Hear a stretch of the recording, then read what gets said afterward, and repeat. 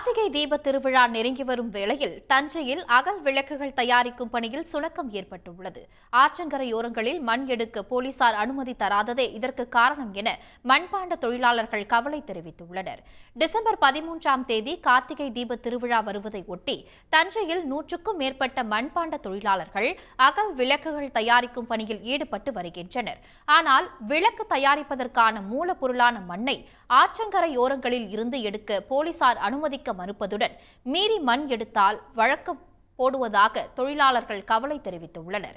இதனால் முழுவீச்சில் விளக்குகளை தயாரிக்க முடியவில்லை என்று கூறியுள்ள அவர்கள் தங்களது வாழ்வாதாரம் கருதி ஆற்றங்கரையோரங்களில் மண் எடுக்க அனுமதி அளிக்க வேண்டும் என கோரியுள்ளனர்.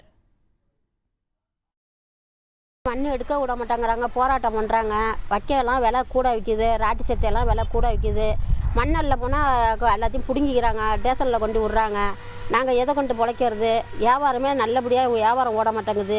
மண் கிடைக்கிறதுனால நாங்கள் விளக்கு செய்ய முடியல. எங்கள் எஜம்பேர் நடப்படியாக அள்ளிட்டு வேலை பார்த்துட்ருக்குறோம். மண் வெட்ட ஒரு டாடாசி அள்ளிட்டு போய் வெட்டினாலும் அதை 10,000 கேட்குறாங்க. ஒரு டாடாசி 2 மாட்டு வண்டி அளவு தான் வருது மண். அது எங்களுக்கு கட்டுப்படி ஆக மாட்டேங்குது வேலை செய்கிறதுக்கு.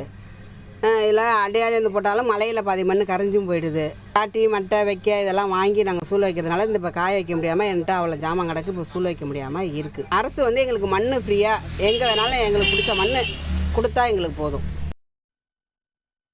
ஏற்கனவே உலோகங்கள் பீங்கான்களில் செய்யப்பட்ட விளக்குகள் வரவால் அகல் விளக்குகள் விற்பனை மந்தமாகிவிட்டதாக மண்பாண்ட தொழிலாளர்கள் கூறியுள்ளனர். இந்நிலையில் மண் எடுப்பதற்கான தடையால் தொழிலே முடங்கும் நிலை ஏற்படும் என அவர்கள் கவலை தெரிவித்துள்ளனர்.